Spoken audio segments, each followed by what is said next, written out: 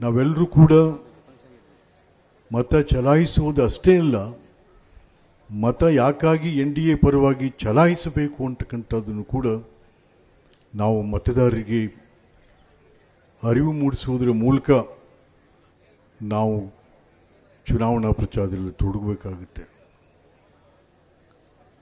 ಬಹುಶಃ ಪ್ರಜ್ವಲ್ ರೇವಣ್ಣವರು ಬಹಳ ಯುವಕ, ಈಗಾಗಲೇ ಸಂಸತ್ತಿನ ಸದಸ್ಯನಾಗಿ ಅಪಾರವಾದಂಥ ಅನುಭವವನ್ನು ಪಡ್ಕೊಂಡಿರ್ತಕ್ಕಂಥವ್ರು. ಎರಡನೇ ಬಾರಿಗೆ ಅವರ ಅವಕಾಶವನ್ನು ಕೇಳಿ ಇವತ್ತು ಮತ್ತೆ ಚುನಾವಣೆಯಲ್ಲಿ ಸ್ಪರ್ಧೆ ಮಾಡಿದ್ದಾರೆ. ಪ್ರಜ್ವಲ್ ರೇವಣ್ಣವರು ನಮ್ಮ ಅಳಿಯ, ನಮ್ಮ KR ನಗರದ ಅಳಿಯ ಅವರು. ಪ್ರಜ್ವಲ್ ರೇವಣ್ಣನು ಕೂಡ ನಮ್ಮ ಮೊಮ್ಮಗ ಅವನು. ಹಾಗಾಗಿ ನಾನು ಅತೀವ ಪ್ರೇಮದಿಂದ ವಿಶ್ವಾಸದಿಂದ ಇವತ್ತು ನಾನು ಕೂಡ ತಮ್ಮನ್ನು ಬೇಡ್ಕೋಬೇಕು ಅವನ ಪರವಾಗಿ ಅಂತಕ್ಕಂಥದ್ದಕ್ಕೆ ಇತಿಹಾಸ ಪ್ರಸಿದ್ಧ ರಾಮನಾಥಪುರಕ್ಕೆ ನಾನು ಬಂದಿದ್ದೇನೆ. ನನಗೆ ಅರಕೂಲ್ಗೂಡು ನಮ್ಮ ಹೆಣ್ಣಾಳ್ ನಂಜೇಗೌಡರಿದ್ರು, ಆಗಿಂದನೂ ಕೂಡ ನನಗೆ ಪರಿಚಯ. ನಂತರ ಮಂಜು ಹೆಂಡತಿ ಜಿಲ್ಲಾ ಪಂಚಾಯತ್ ನಿಂತಿದ್ದಾಗ ತಾರಾ ನಾನು ಬಂದು ಪ್ರಚಾರ ಮಾಡಿದ್ದಿಲ್ಲ. ಮತ್ತು ಸೋಂಪುರ ಈ ಭಾಗದಲ್ಲೆಲ್ಲ ಕೂಡ ನನ್ನ ಬಂಧುಗಳಿರ್ತಕ್ಕಂಥ ಊರು.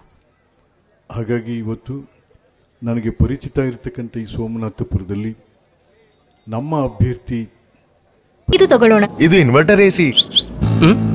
ನೀವು ಗ್ಯಾಮ್ಲರ್ ಅಲ್ವಾ? ಗ್ಯಾಮ್ಲರ್ ಜೂಜಾಡ್ತಿರಲ್ವಾ? ನೀವು ಜೂಜಾಡ್ತೀರಾ? ಇಲ್ಲ, ಯಾರು ಏನು ಹೇಳಿದ್ರು ಅಂತ ನೀನು ಎಷ್ಟು ಕಾಸ್ಟ್ಲಿ ಹಾಗೂ ಡೆಲಿಕೇಟ್ AC ತಗೊಂಡು ಸ್ಟೆಬಿಲೈಸರ್ ತಗೊಳ್ಳಿಲ್ಲ ಅಂದ್ರೆ ಇದು ಜೂಜಾಟ ತಾನೇ. ಒಂದೇ ಫ್ಲಕ್ಚುಯೇಷನ್ ಗೆ ನಿಮ್ಮ ಇನ್ವರ್ಟರ್ AC ಪಾರ್ಟ್ಸ್ ಡ್ಯಾಮೇಜ್ ಆಗಬಹುದು. ಅದನ್ನು V-Guard ಉಪಯೋಗಿಸಿ ಸುರಕ್ಷಿತವಾಗಿರಿಸಿ. V-Guard, India's #1 stabilizer. Prajwal Revanna ಅವ್ರ ಪರವಾಗಿ ಪ್ರಚಾರ ಮಾಡೋದಕ್ಕೆ ನಾವು ಇವತ್ತು ಬಂದಿದ್ದೇವೆ. ಇವತ್ತು ಇಡೀ ದೇಶದಲ್ಲಿ ಒಂದು ರಾಜಕೀಯ ಧ್ರುವೀಕರಣ ಆಗ್ತಾ ಇದೆ. ನಮ್ಮಲ್ಲಿರ್ತಕ್ಕಂಥ ಸಂಘರ್ಷಗಳು, ಚರ್ಚೆಗಳು, ಒಳಮಾತುಗಳು, ವೇದನೆಗಳು ಇವೆಲ್ಲವನ್ನೂ ಕೂಡ ಮರೆತು ದೇಶದ ಹಿತದೃಷ್ಟಿಯಿಂದ ಹಲವಾರು ಪಕ್ಷಗಳು ಒಂದು ಕಡೆ ಸೇರ್ತಕ್ಕಂಥ ರಾಜಕೀಯ ಧ್ರುವೀಕರಣ ಹಿಂದೆಂದೂ ಆಗದಿರುವಷ್ಟು ಹೆಚ್ಚಾಗಿ ಆಗ್ತಾ ಇದೆ. ಹಾಗಾಗಿ ಆ ರಾಜಕೀಯ ಧ್ರುವೀಕರಣದಲ್ಲಿ ನಾನೂ ಕೂಡ ಒಬ್ಬ ಅಂತಕ್ಕಂಥದ್ದನ್ನು ನಮ್ಗೆ ತಿಳಿಸೋದಕ್ಕೆ ಇಷ್ಟಪಡ್ತೀನಿ. ಹೌದು, ನಾನು BJPಯ ವಿಧಾನ ಪರಿಷತ್ತಿನ ಸದಸ್ಯ. ನನಗೆ ಎಲ್ಲ ರೀತಿಯಲ್ಲೂ ಕೂಡ ಸಹಾಯ ಮಾಡಿದಂಥವರು HD ದೇವೇಗೌಡರು. ನಾನು ಪಾರ್ಲಿಮೆಂಟಲ್ಲಿ 2009ರಲ್ಲಿ ಗೆದ್ದು ಪಾರ್ಲಿಮೆಂಟಿಗೆ ಬಂದೆ. 2014ರಲ್ಲಿ ನಮ್ಮ ಪಕ್ಷದವರಿಂದಲೇ ಸೋತೆ. ಆ ನಂತರದಲ್ಲಿ ನಾನು KR ನಗರದಲ್ಲಿ ಬೇರೆ ಬೇರೆ ಪುಸ್ತಕಗಳು ಬರೆಯೋಕ್ಕೆ ಶುರು ಮಾಡಿದೆ. ಯುರೋಪ್ ಕಂಟ್ರಿಯಲ್ಲಿ ತಿರುಗಾಟ ಮಾಡ್ಕೊಂಡು ಬಂದೆ. ಅಲ್ಲಿ ದೇಶದ ಸಂಸತ್ತಿನ ಬಗೆಗೆ ಪುಸ್ತಕಗಳು 9 ಪುಸ್ತಕ ಬರೆದಿದ್ದೀನಿ. ಇನ್ನೊಂದು ಪುಸ್ತಕ ಜುಲೈ 21ಕ್ಕೆ ಬಸವೇಶ್ವರ ಸನ್ನಿಧಾನದಲ್ಲಿ ಲಂಡನ್ನಲ್ಲಿ ಅದನ್ನು ಬಿಡುಗಡೆ ಮಾಡ್ತಾ ಇದ್ದೀನಿ.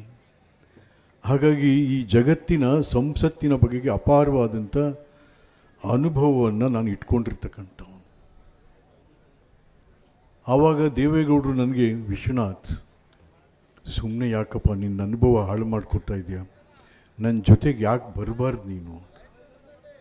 ಹೇಗೆ ಸರ್ ಅಂತ, ನೀನು ನನ್ನ ಜೊತೆಗೆ ಬಾ ಸಾಕು ಅಂತಂಥೇಳಿ ಆವತ್ತಿನ ದಿವಸ ನನ್ನನ್ನು, ಯಾವುದೇ ಅಧಿಕಾರ ಕುರ್ಚಿಗಳಿಲ್ಲದಂಥ ನನ್ನನ್ನು ಆವತ್ತಿನ ದಿವಸ ಅವರು ಹುಣಸೂರಿಗೆ ಕರ್ಕೊಂಡೋಗಿ ಹುಣಸೂರಿಂದ JDS ಟಿಕೆಟ್ ಕೊಟ್ಟು ಆರ್ಥಿಕವಾಗಿಯೂ ಕೂಡ ಸಹಾಯ ಮಾಡಿ, ಆ ವಯಸ್ಸಿನಲ್ಲಿ ಹುಣಸೂರು ಬಿಸಿಲಲ್ಲಿ ಬಂದು ತಿರುಗಾಟ ಮಾಡಿ ನನ್ನನ್ನು ಅವತ್ತು ಗೆಲ್ಲಿಸಿ ಹುಣಸೂರಿಂದ ಶಾಸಕನನ್ನಾಗಿ ಮಾಡಿದ್ರು.